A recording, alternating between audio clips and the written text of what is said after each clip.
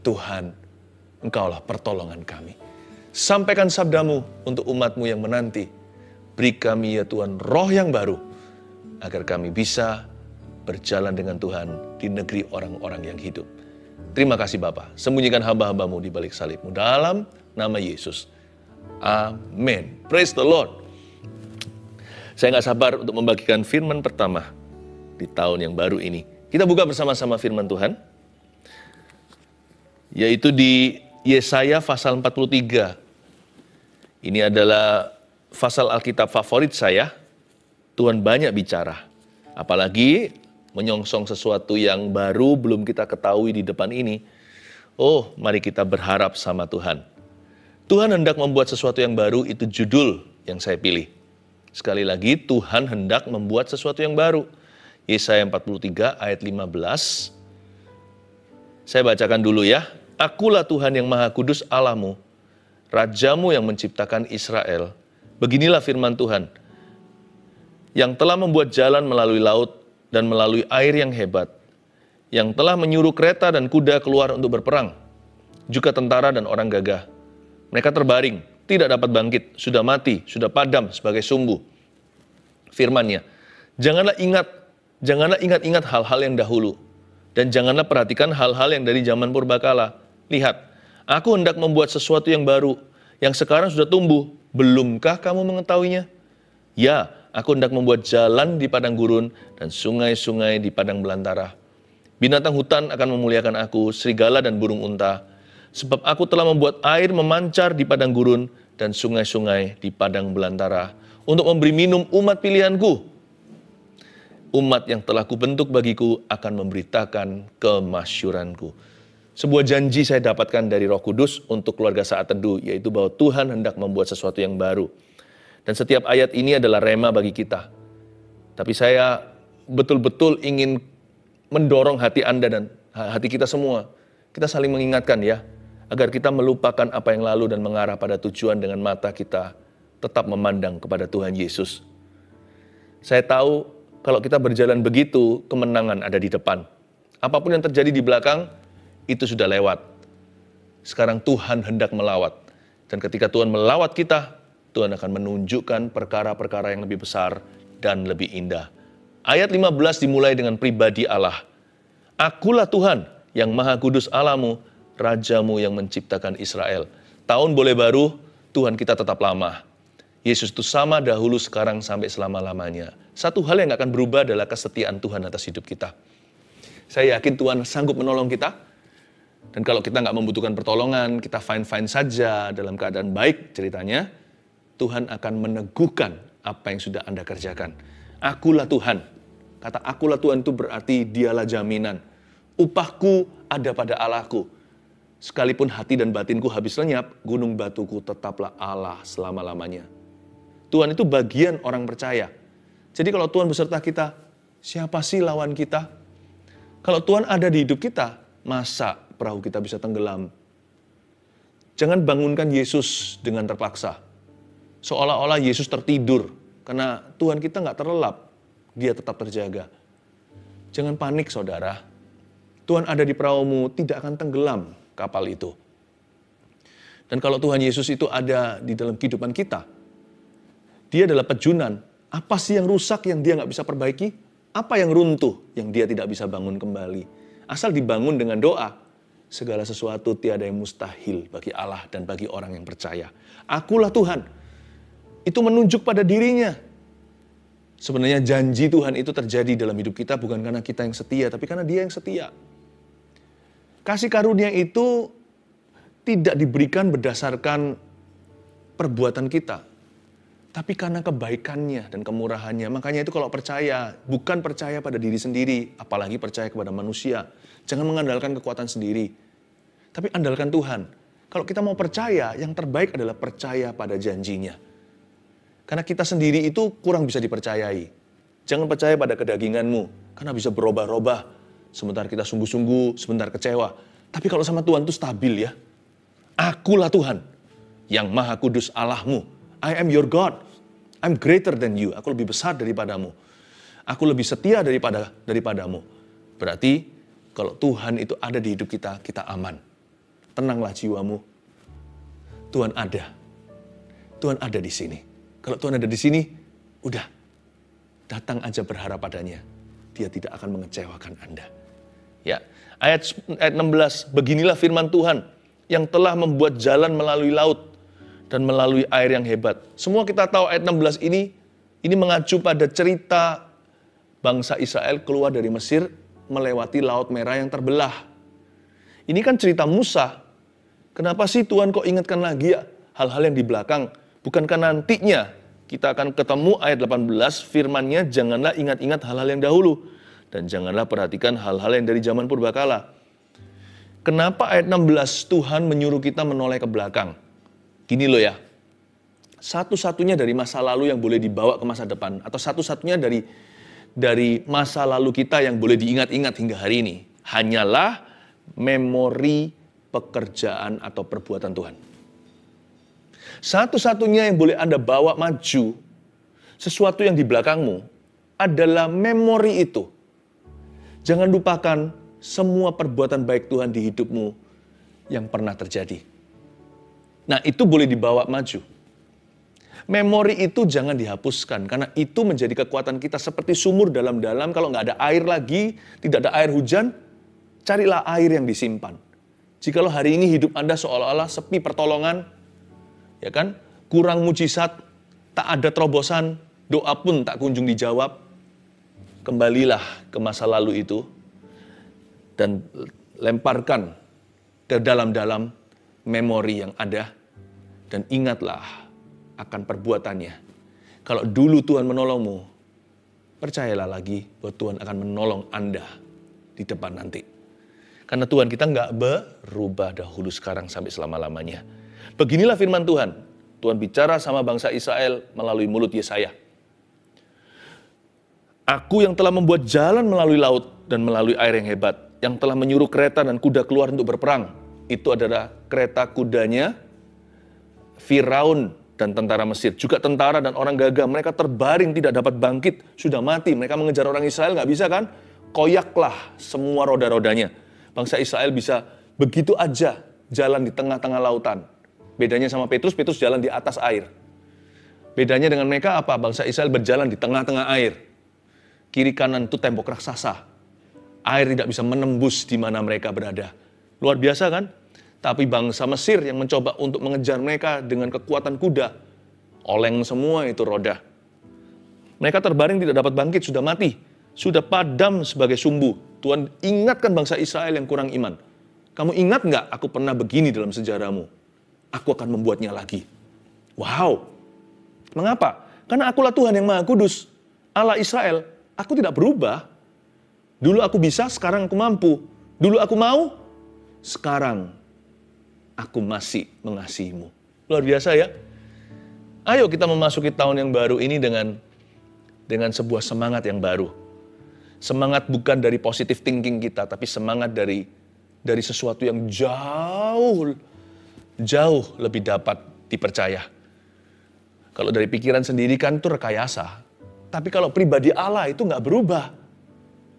Nah kalau kita itu, semangat kita itu pada Tuhan, saya yakin tidak akan kita putus asa. Tuhan itu berkata, lihat ke belakang, apa yang telah aku buat di dalam sejarahmu. Aku akan buat itu lagi, jikalau engkau meminta kepadaku, jikalau engkau percaya. Lalu ayat 18, firman-Nya, janganlah ingat-ingat hal-hal yang dahulu, dan janganlah perhatikan hal-hal yang dari zaman purbakala. Tunggu sebentar.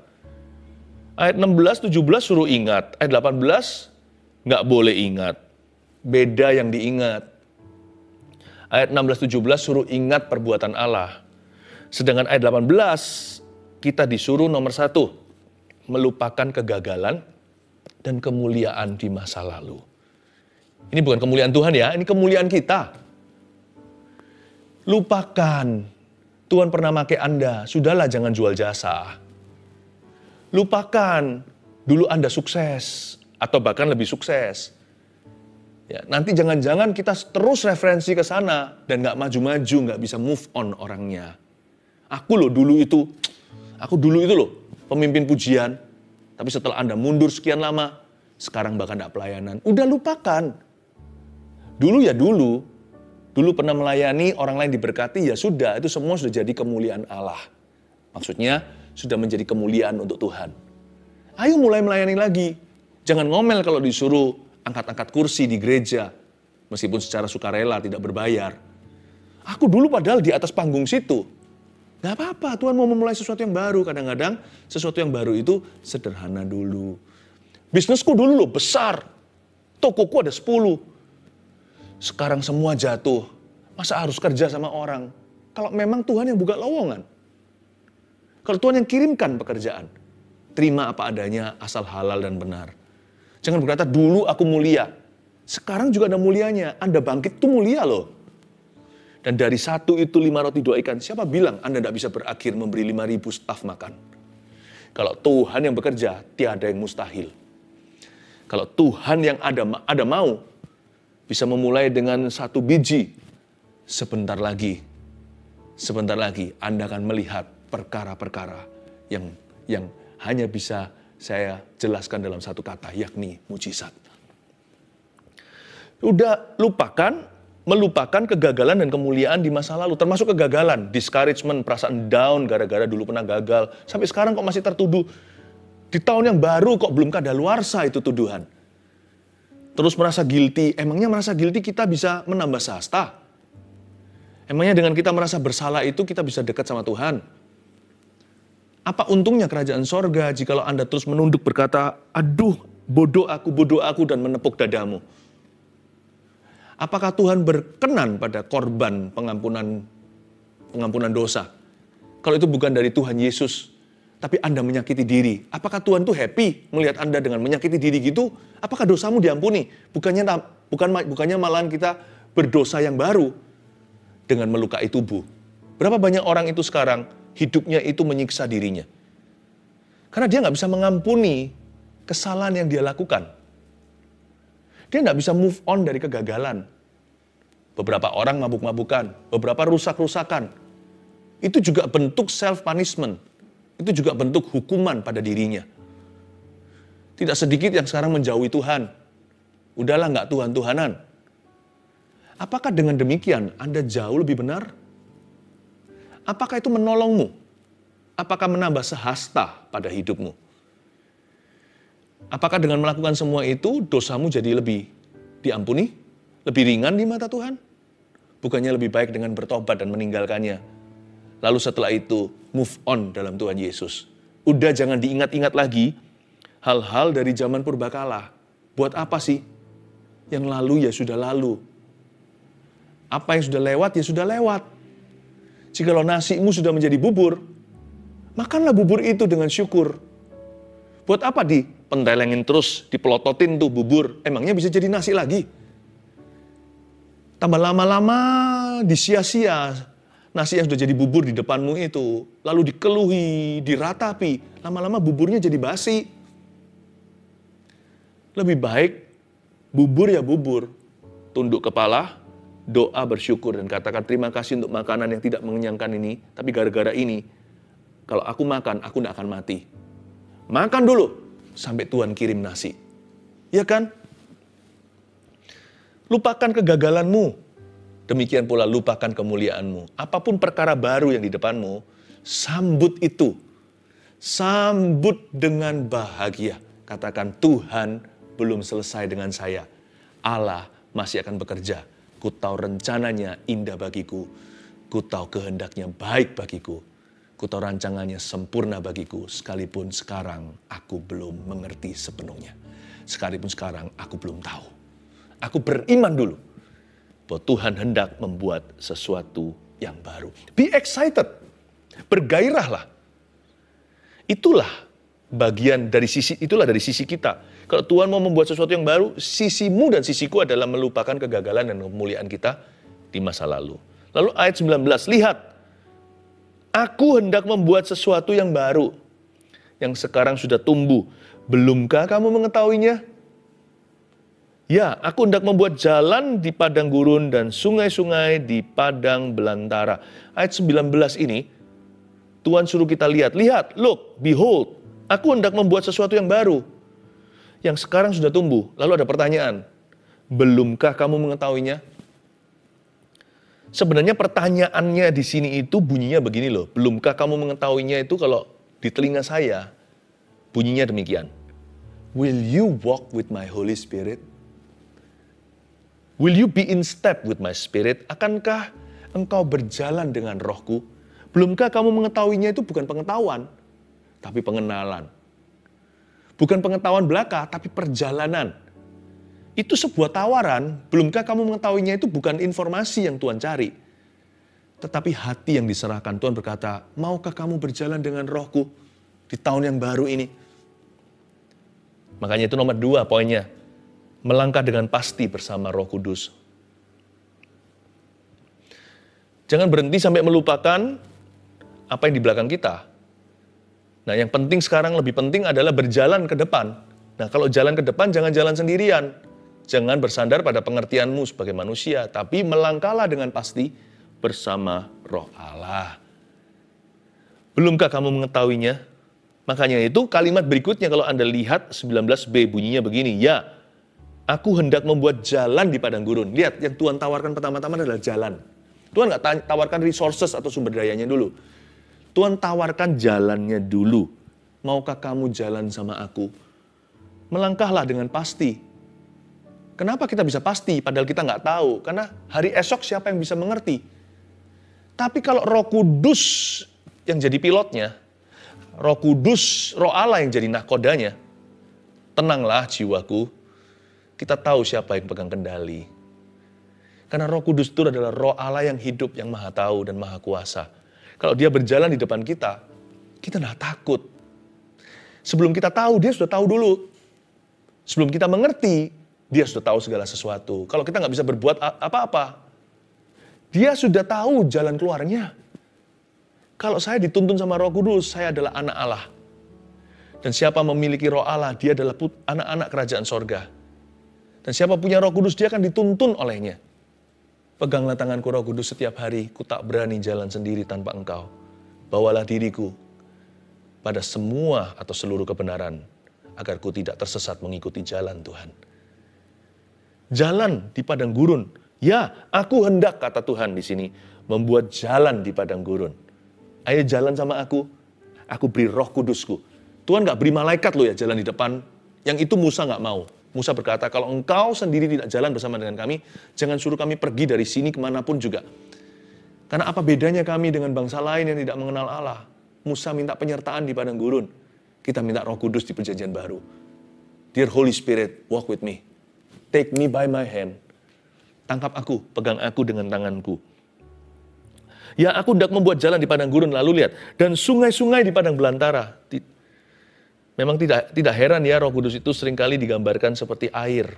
Bukan hanya seperti wind atau angin atau api waktu Pentakosta terjadi. Tapi juga seperti air yang mengalir. Mengalirlah Roh Kudus, mengalirlah di dalam jiwaku. Lihat di sini. Dia seperti sungai di padang belantara, memberi minum umatnya, supaya mereka tidak kehausan dan kelaparan di padang gurun. Roh Kudus itu akan beserta denganmu tahun ini.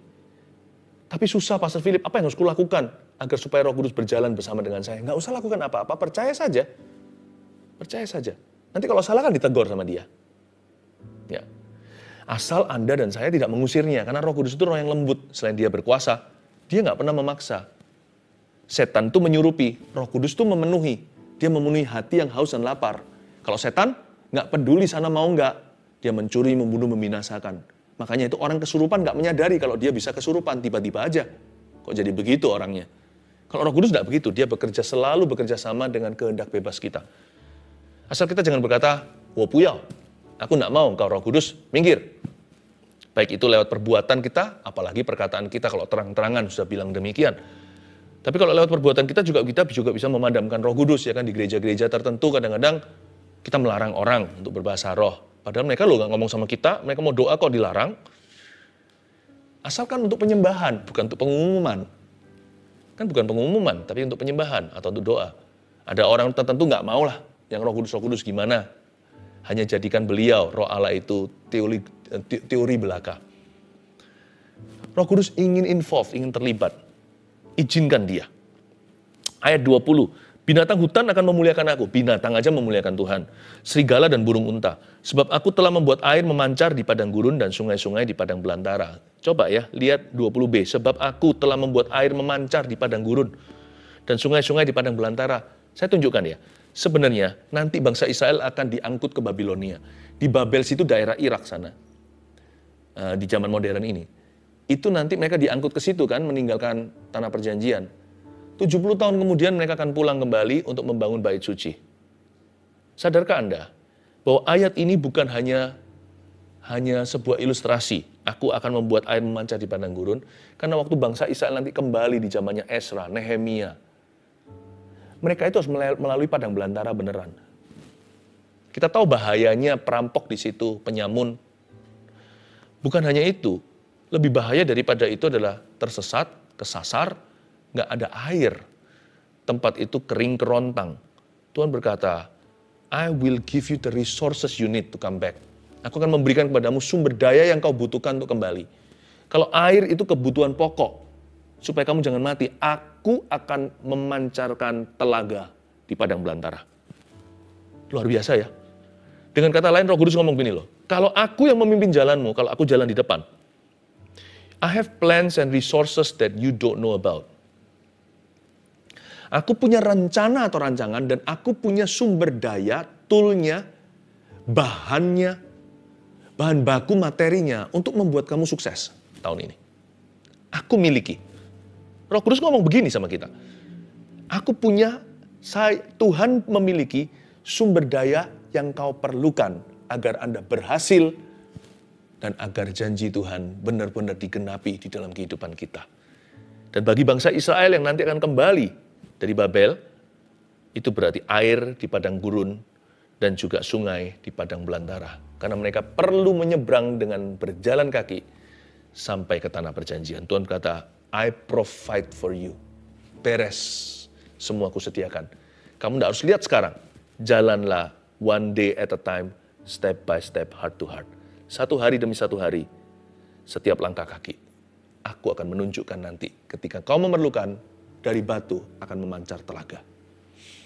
Jangan minta semuanya di depan, aku mau lihat dulu, itu bukan iman. Toh kalau Tuhan tunjukkan semuanya juga Anda tidak bisa mengelola.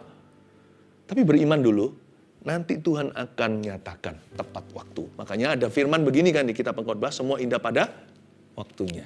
Kalau belum waktunya, bukan hanya nggak indah, belum nyata. Tapi kalau sudah waktunya tiba, Tuhan nyatakan. Untuk memberi minum umat pilihanku, itu dia. Ayat 20c tadi untuk memberi minum. Dan ayat 21, umat yang telah kubentuk, bagiku akan memberitakan kemasyuranku. Ini saya terima sebagai rema bagi jemaat saat teduh.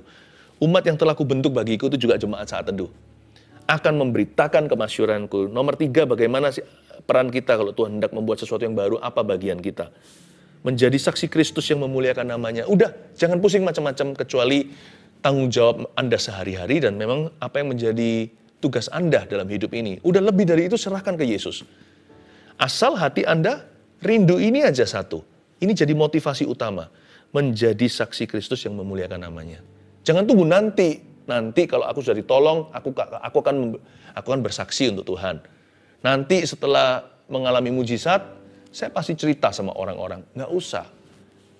Sekarang, mulai sekarang, setiap langkah, setiap milimeter perjalanan Anda, miliki kerinduan untuk menjadi saksi bagi Tuhan. Menjadi saksi Kristus yang memuliakan namanya dalam bahasa Inggris ayat 21 itu, my people will declare my praise. Mereka akan mendeklarasikan, memproklamasikan pujian untuk aku, bukan berarti disuruh PAW, praise and worship, bisa nyanyi, bukan. Tapi hidup mereka itu loh, akan menyebabkan pujian bagi Tuhan. Yang penting ya, di dalam hati itu, pokoknya doa gini, in my life Lord, please be glorified. Di hidupku Tuhan, dimuliakan namamu. Jangan tunggu gini, Tuhan, nanti setelah aku keluar dari masalah, aku akan memuliakan namamu. Enggak, bahkan sekarang mulai sejak saat ini juga. Jikalau ada di antara kita yang masih dirudung oleh problema. Even right now, bahkan detik ini juga. Anda bisa berdoa begitu. Pokoknya Tuhan, di dalam masalah atau tidak, biarkan hidupku itu memuliakan nama-Mu. Orang ngalami mujizat bisa memuliakan Tuhan. Oh ya, dia bisa cerita dan orang lain semua terkagum-kagum dan berkata, Tuhan bisa begitu ya dalam kehidupan kita. Tapi orang dalam masalah bisa memuliakan Tuhan nggak? Bisa dengan sikap hati yang benar. Mereka akan berkata, kamu loh masih dalam masalah, malu aku. Aku aja nggak punya masalah seperti kamu. Nggak bisa bersyukur seperti dirimu. Nggak bisa sepositif Anda. In my life, Lord, be glorified. In my life, Lord, be glorified. Be glorified. In my life, Lord, be glorified today. Itu aja. In my heart, Lord, di hatiku, be glorified. Be glorified in my heart, oh Lord, be glorified today. Lagu sederhana yang saya sering nyanyikan waktu saya masih awal-awal jadi orang Kristen lahir baru. Itu saja kerinduan. Pokoknya Tuhan, I don't know, aku tidak tahu kapan aku akan lebih baik, kapan aku akan lebih beruntung. Pokoknya Tuhan sekarang, now in my life be glorified somehow.